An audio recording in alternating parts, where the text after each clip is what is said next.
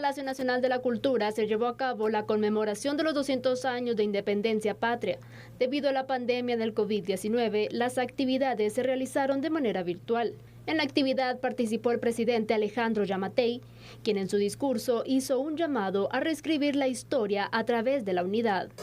Hago un llamado hoy a las puertas del bicentenario de nuestra independencia para que comencemos de nuevo. Aún estamos a tiempo de darle vuelta a la página y de tomar una hoja en blanco donde podamos reescribir la historia, una que fortalezca la esperanza y nos devuelva la confianza. Estamos llamados a escribir la historia que dé testimonio de un país ante la adversidad y cómo supimos reencontrarnos, dejando a un lado los intereses particulares, haciendo vida el mandato constitucional de procurar el bien común. Es muy limitada reducir la interpretación de la historia de los últimos siglos desde la perspectiva única de la polarización y la confrontación. Toca cuidar de esta patria, que es nuestra casa común. Para estudiar y comprender mejor la historia. Asimismo, se refirió a los retos que como guatemaltecos hay que enfrentar y destacó la necesidad de que todas las fuerzas de la sociedad se unan para dejar las disputas y unirse por el futuro. Guatemaltecos, tenemos tantos retos aún por superar, pero la pregunta que debemos hacernos con sentido de país es: ¿lo enfrentamos mejor confrontados, unidos, peleados o en paz, juntos o divididos? Yo lo tengo claro, yo le apuesto a la unidad. Ante el pasado polémico, lejos de enfrentarnos, no queda más que aprender de él y evitar que se repita en su parte negativa. No podemos regresar la historia, pero el futuro sí depende de nosotros. Por eso es ahí donde debemos concentrar nuestros esfuerzos, energías e iniciativas. Tenemos cuando menos 4 grandes retos como país, como nación y como sociedad. Primero, superar la pandemia con el esfuerzo y la corresponsabilidad de todos.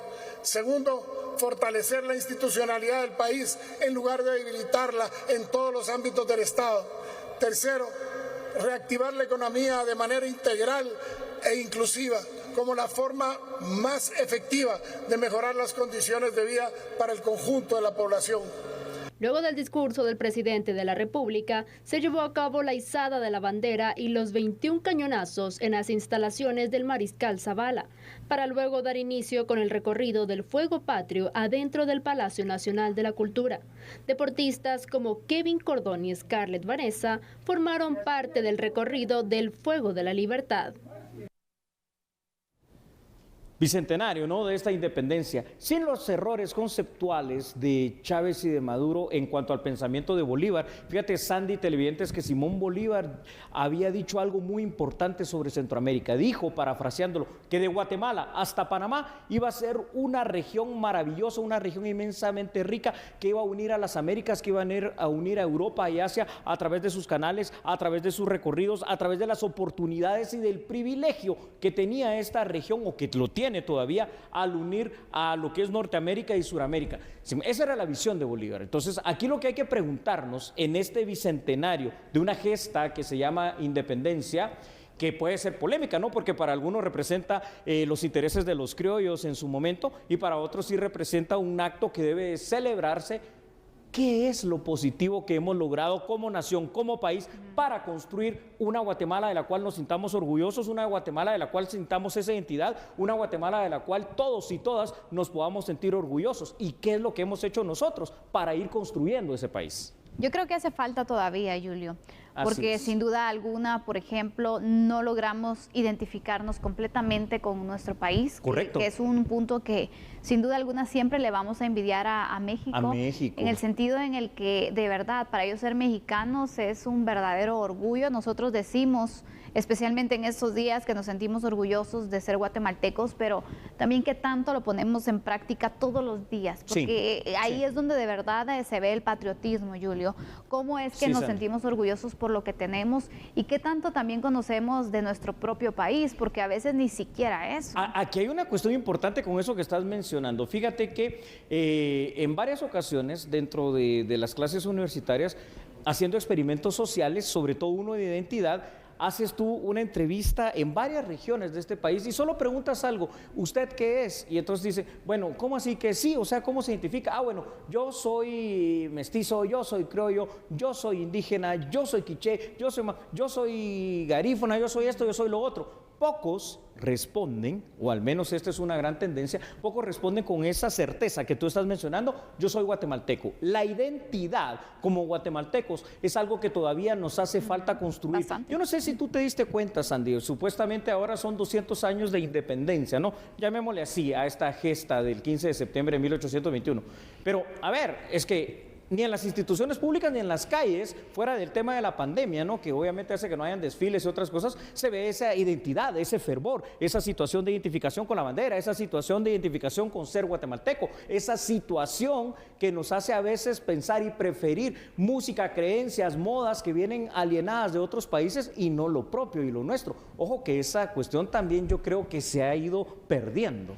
Sí, Julio, y mira, aparte de esto, ahora que estamos entonces pasando por esta situación difícil de la pandemia, vemos que estas actividades de independencia, bueno, el mes de septiembre normalmente era de muchas actividades, los desfiles famosos con los centros educativos, cuestión que desde el año pasado y bueno, no se ha dado. Se extrañan los desfiles, ¿eh? Y el punto es, bueno, esto nos está ayudando, nos está afectando en cuanto a que no sintamos ese fervor patrio o cómo nosotros podemos hacer para no perder ese espíritu y poder entonces contagiarnos de ese orgullo que debemos sentir y sobre todo entonces de ese patriotismo que debe continuar en este mes sin importar la situación en la que estamos. Y debe continuar el resto de meses, que eso es lo que tú decías, por ejemplo, de los mexicanos. Sí y no, es decir, sí afecta obviamente el hecho de que no tengamos los tradicionales desfiles, las tradicionales antorchas. A muchos tal vez nos afectaba en el tema de los tramos que hay que recorrer en cuanto al tránsito, pero a ver si no tiene su folclore.